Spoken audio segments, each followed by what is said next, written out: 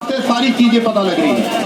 और बहुत सारे साथी उधर पटरी पर बैठे हुए जैसे बारात में आए हो, उनसे मेरा कहना है या तो अपने घर चले जाए और नहीं तो यहाँ पर आकर के बात सुने और इस आंदोलन का हिस्सा बने।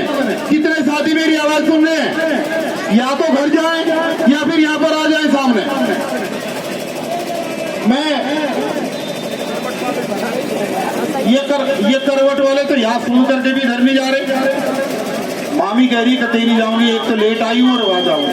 थोड़े थोड़े घर को जाओ, थोड़े थोड़े घर को जाओ।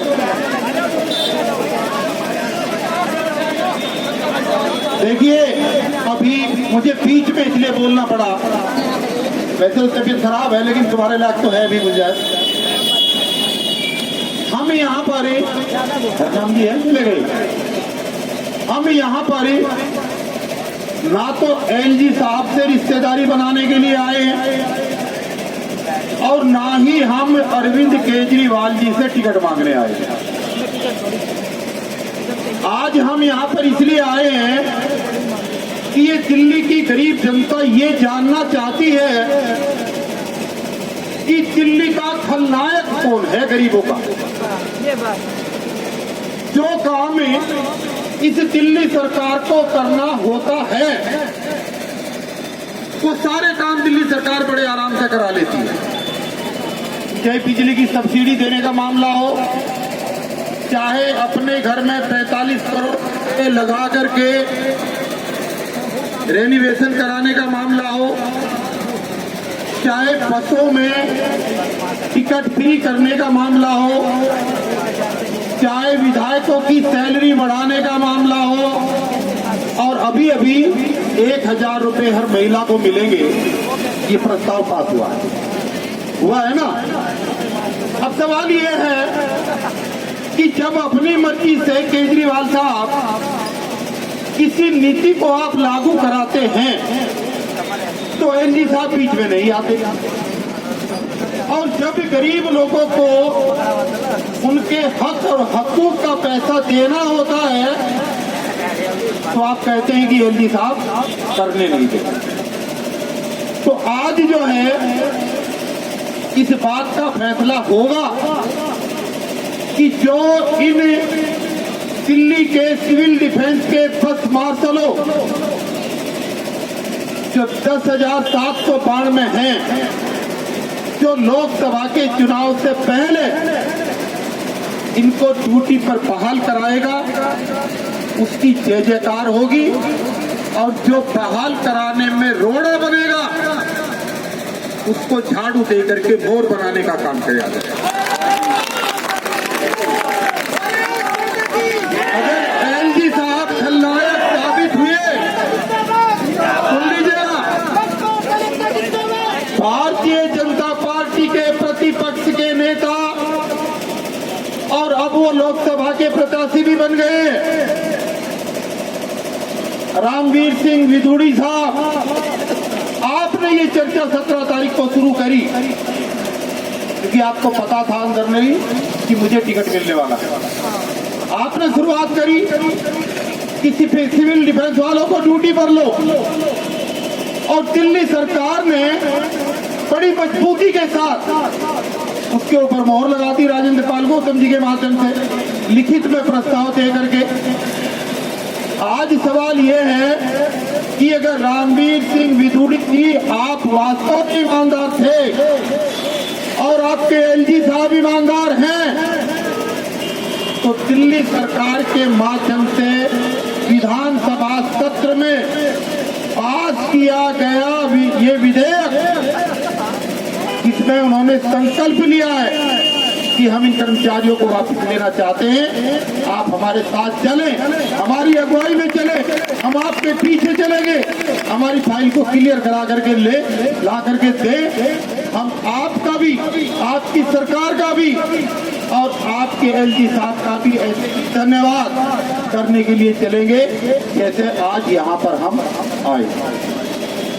आपके यहाँ आने का पर्पज हल हुआ है। अभी फिलहाल यहाँ मैं आपके सामने बोल रहा हूँ और वहाँ केजरीवाल जी अंदर बोल रहे हैं। फिलहाल विधानसभा में आप के मुद्दे पर केजरीवाल जी बोल रहे हैं और ये मैंने उनसे अपील की थी कि रेगुलेशन कार्यों के ऊपर नहीं चलेगा जब तक फाइल नहीं बनेगी और फाइल सही दिशा में नहीं बनेगी और फाइल को बना करके संबंधित अधिकारी और संबंधित मंत्री और मुख्यमंत्री के साइन होकर एलजी की टेबल पर नहीं जाएगी। केजरीवाल साहब, जब तक आपका पीछा नहीं छूटेगा, जब मीठी मीठी बातें करने से आपका पीछा छूटने वाला नहीं है। अभी मुझे जानकारी मिली है कि इस विधानसभा का सत्र जो स्पेशली शनिवार और इतवार के लिए बढ़ाया गया था और 10 तारीख को खत्म होना था, वो आपके काम की नजाकत को देखकर 15 तारीख के लिए केजरीवाल ने अभी बढ़ा दिया और ये वादा किया है कि इनके काम को पहले किया जाएगा, तभी बाकी चीजों पर चर्चा हो। मेरी आप लोगों से गुजारिश है, देखिए ये मामला सिर्फ सिविल डिफेंस का नहीं है।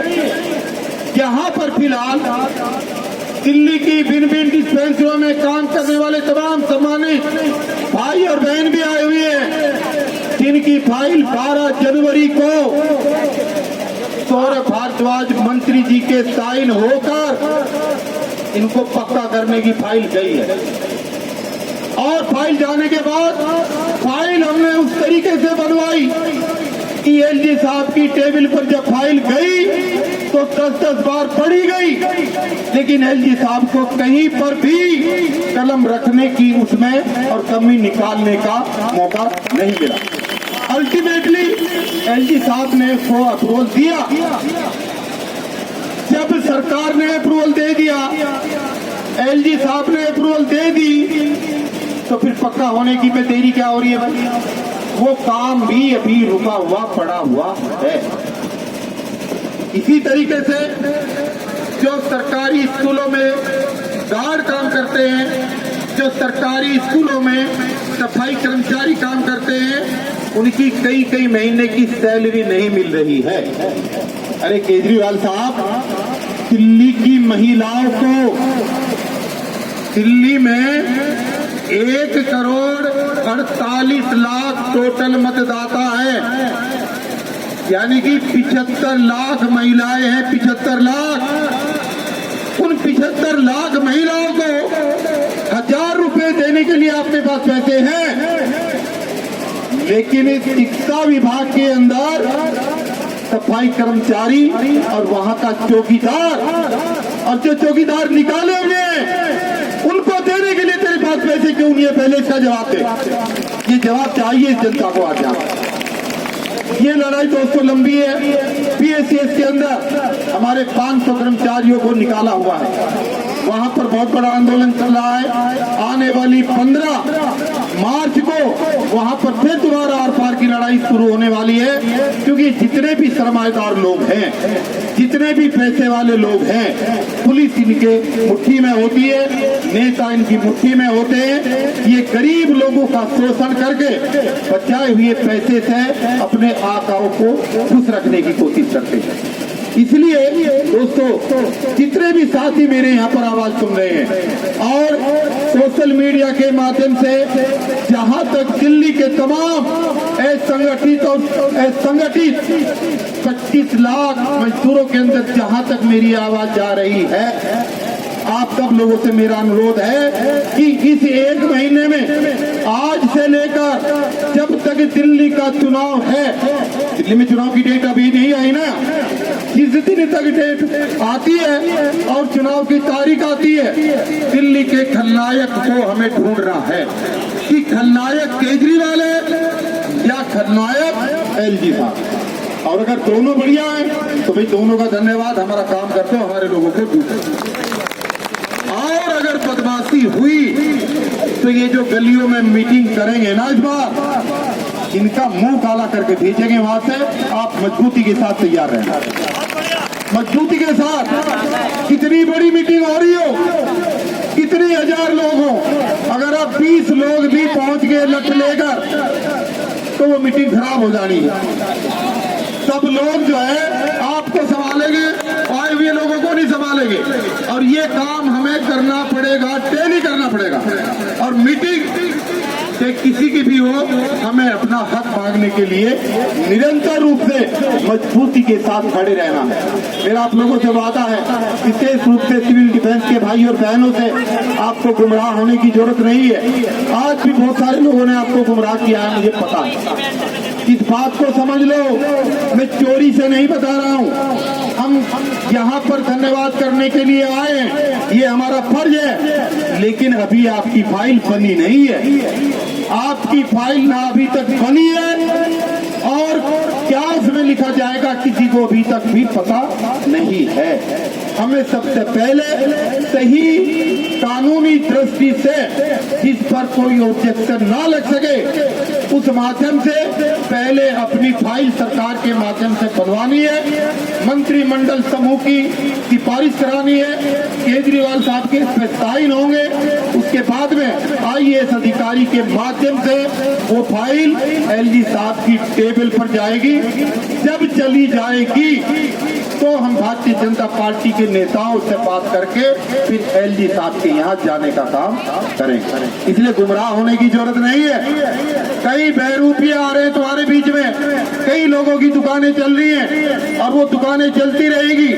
जिनको खुद अपना नहीं पता, वो लोग यहाँ पर बड़ी बड़ी ठेकेदारी ले रहे हैं। हमें आपसे कुछ नहीं चाहिए।